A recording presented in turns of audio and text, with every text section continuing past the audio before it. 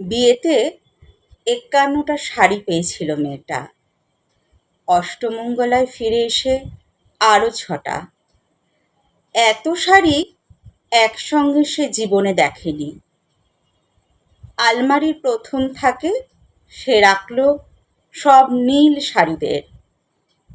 হালকা নীল একটাকে জড়িয়ে ধরে বলল, তুই আমার আকাশ। দ্বিতীয় থাকে রাখল সব গোলাপিদের। একটা গোলাপিকে জড়িয়ে সে বলল, তোর নাম অভিমান। একটা থাকে ৩টে ময়ূর, যেন ৩ দিক থেকে ছুটে আসা সুখ।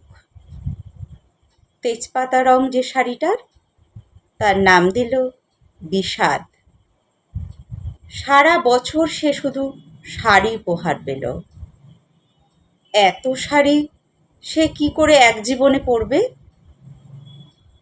কিন্তু বছর যেতে না যেতে ঘটে গেল সেই ঘটনাটা। সন্ধ্যের মুখে মেয়েটি বেরিয়েছিল স্বামীর সঙ্গে চাইনিজ খেতে। কাপড়ে মুখ বাঁধা ৩টি ছেলে এসে দাঁড়ালো। স্বামীর তলপেটে ঢুকে গেল ১২ ইঞ্চি। ওপর থেকে নিচে, নিচে নেমে ডান দিকে পড়ে রইল খাবার। চিলি ফিশ থেকে তখনও ধোঁয়া উঠছে। এর নাম রাজনীতি বলেছিল পাড়ার লোকেরা। বিয়েতে ৫১টা শাড়ি পেয়েছিল মেয়েটা। অষ্টমঙ্গলায় ফিরে এসে আরও ৬টা। একদিন দুপুরে শাশুড়ি ঘুমিয়ে সমস্ত শাড়ি বের করে ৬তলার বারান্দা থেকে উড়িয়ে দিল নিচের পৃথিবীতে। শাশুড়ি পরিয়ে দিয়েছেন তাকে সাদা থান। ১৯ বছরের একটা মেয়ে, সে একা। কিন্তু সেই থানও এক ঝটকায় খুলে নিল ৩জন পাড়ার মোড়ে।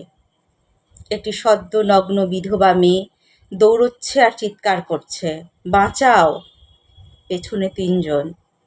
সে কি উল্লাস, নির্বাক পাড়ার লোকেরা। বিয়েতে ৫১টা শাড়ি পেয়েছিল মেয়েটা। শুনলেন কবি সুবোধ সরকারের কবিতা শাড়ি।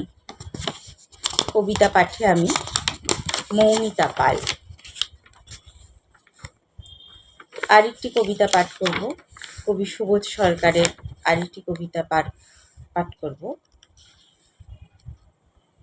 ঘুষ। কবি সুবোধ সরকারের কবিতা ঘুষ। কবিতা পাঠে আমি মৌমিতা পাল। রবীন্দ্র রচনাবলীর ৯ম খণ্ড দিয়ে চাপা দেওয়া সুইসাইড নোট। ছেলেকে লেখা। লিখে হাতে ব্লেড নিয়ে বাথরুমে ঢুকেছিলেন মাস্টারমশাই। দুপুরবেলা কাজের লোক দরজার তলা দিয়ে রক্ত আসছে দেখে চিৎকার করে ওঠে। ছেলেকে লেখা এই তার প্রথম এবং শেষ চিঠি। অরণি, আমি বিশ্বাস করি সন্তান পবিত্র জলের মতো। যদিও তোমার সঙ্গে আমার সম্পর্ক ভালো নয়, তবু তোমাকেই লিখে রেখে যাই। গত ২ বছর তোমার মায়ের চিকিৎসা বাবদ আমার যৎসামান্য সঞ্চয় আপাতত নিঃশেষিত। চিকিৎসার ব্যয়ভার আমি আর নিতে পারছিলাম না। জীবনে তোমার টাকা ছুঁইনি, মরেও ছোঁব না। আমি আজীবন ছাত্র পড়িয়েছি, জ্ঞানত কোনো অন্যায় করিনি।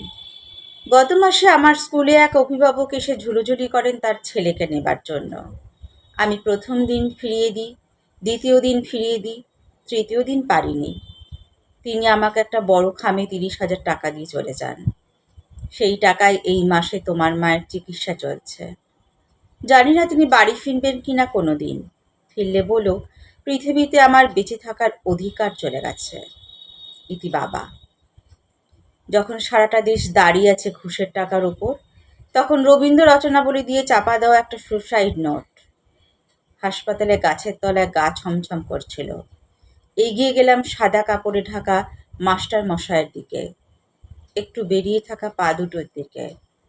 ও একটু বেরিয়ে থাকা পা দুটো যেন ভারতবর্ষের শেষ মাটি।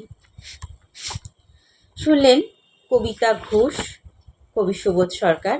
কবিতা পাঠে আমি মৌমিতা পাল। নমস্কার।